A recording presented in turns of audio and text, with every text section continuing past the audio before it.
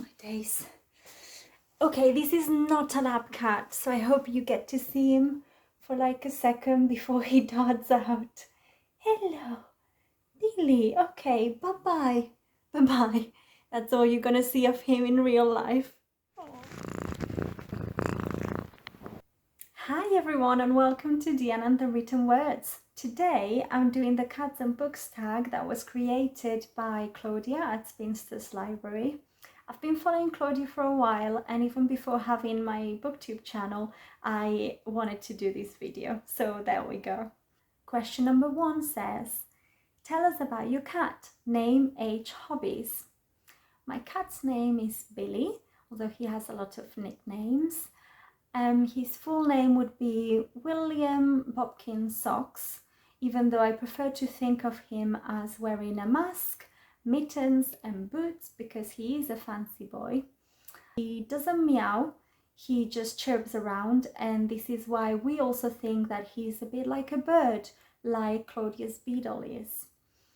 His nicknames include Polluelo, which is chick in Spanish, because as I said, he's a bit of a bird, and Thueco, because my partner was making up nicknames for him that sounded Spanish, and he came up with this word. And it turns out that in Spanish, Thueco means clog, the wooden shoes, and so the nickname stayed because it was funny that he came up with an actual word when he was trying to make up words that sounded Spanish. He likes to hide in damp, cold places, such as the back of the oven. He used to spend a lot of time there when we first got him. He likes cobwebs, and he was very happy when we were doing up our bathroom and he found a corner full of cobwebs, so that was a happy time for Billy. He likes to check up on the neighbors and know everything that happens around him, so he's a bit of a dog as well. He also plays fetch every once in a while. At night he waits for me behind doors to either play fetch with his little ball or to attack me and then run away. He likes that very much, and of course, like every cat almost, he enjoys his bit of catnip that he gets every Saturday. Question number 2 says, recommend a book that features, includes or mentions a cat. My recommendation to you is Voyaging from George R. Martin. This is actually my favorite novel of his that I've read, over A Song of Ice and Fire even.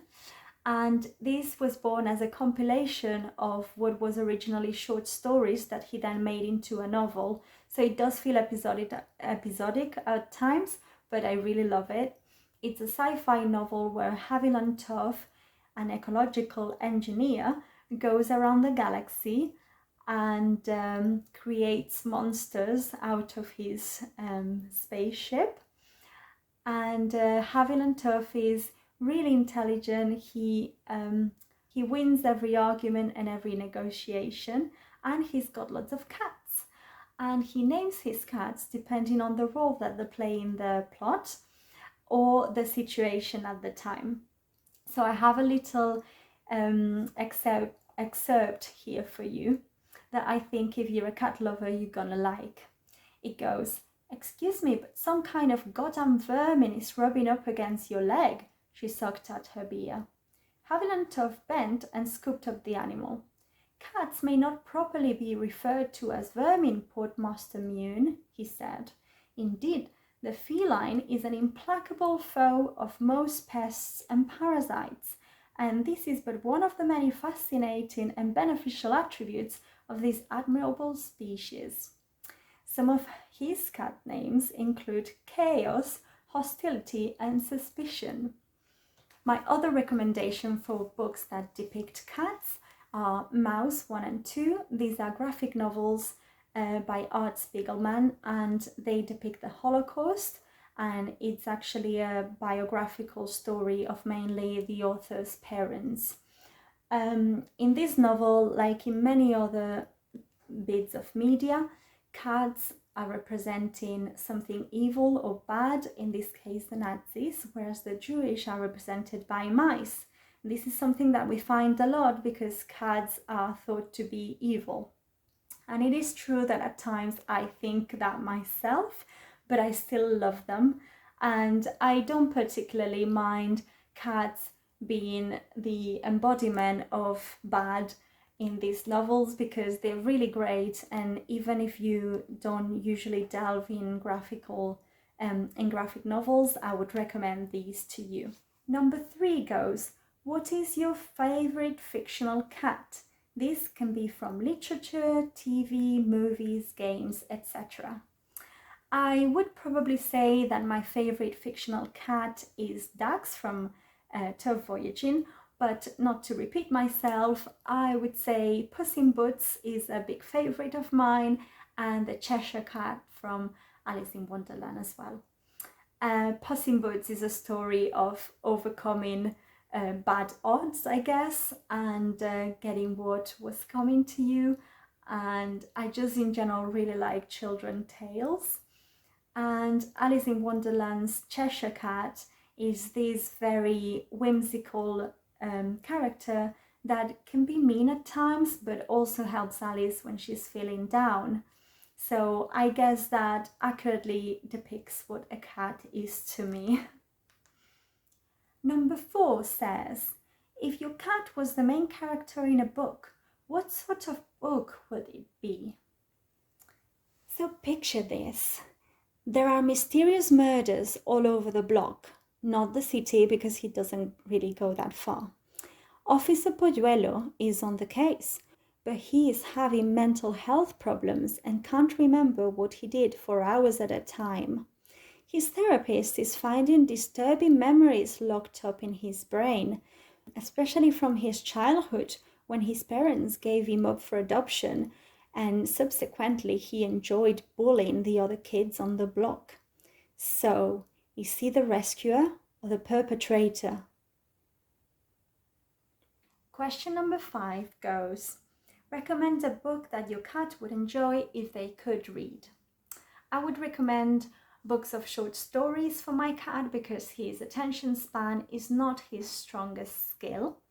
One book that I'd recommend is called Los objetos nos llaman from Juan José Millás, and it depicts stories that are very different from one another, but they are in some ways autobiographical, and he treats themes such as human intellect and dreams and psychoanalysis.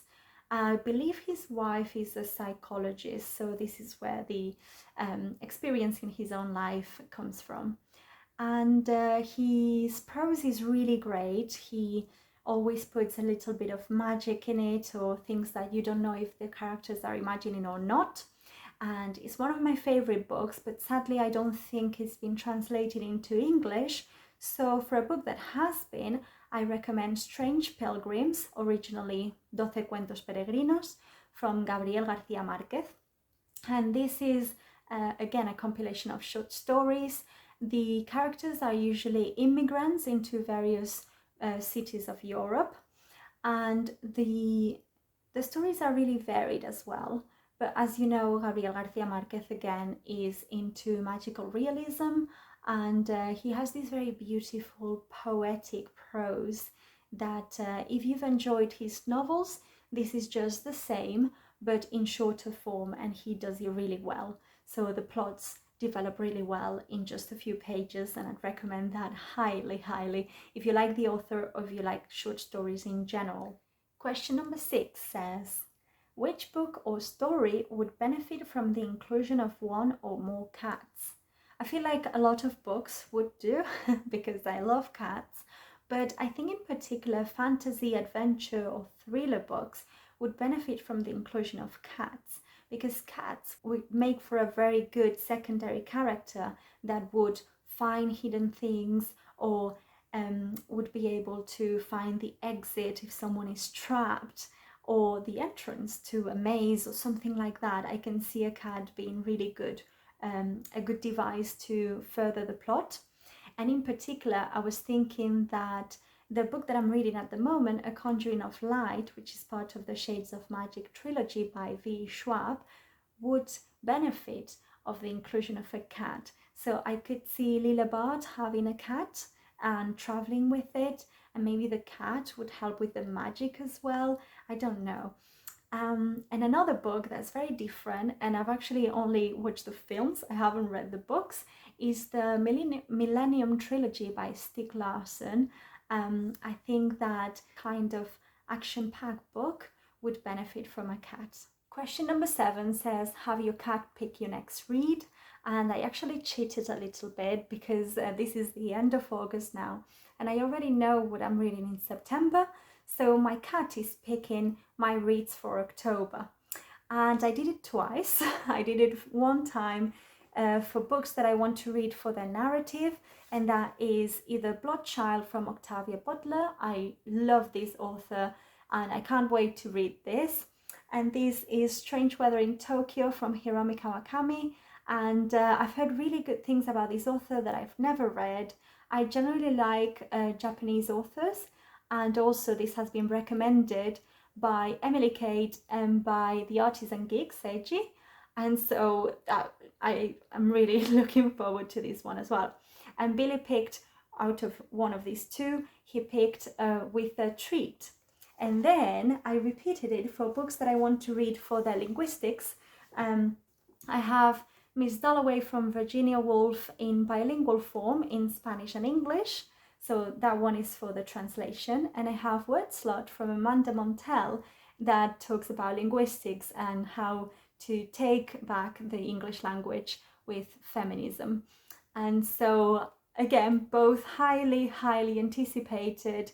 Amanda Montell, I've got her on Instagram and she's amazing. And I'm really interested by linguistics, but I don't know much about them. So looking forward to that. Looking forward to Virginia Woolf that I've never read from. And I really like looking at translations. And this is something that I do in my channel a lot.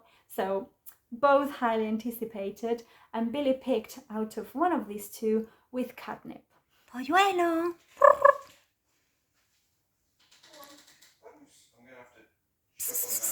Billy! Stop looking at me, Billy. He's been... Okay, here it comes. Hello, pretty. Oh, this is a camera, cariño. This is not a treat. We'll sniff it out. And it's Bloodchild, is it? Yep. There you go. Bloodchild. Good Billy. Good Billito. Try and put the same amount. I think he just meowed. Yeah. Yeah. Yeah, the only time he meows. Vale, you can open to the beast. Oh, we have a winner. Clear winner. Yay! Good Billy. Virginia Woolf. I like Virginia Woolf. He's a classic boy. What about Word Slot? No. That's an anticipated read for me, Billy. We'll have to wait for December. Yeah, definitely Virginia.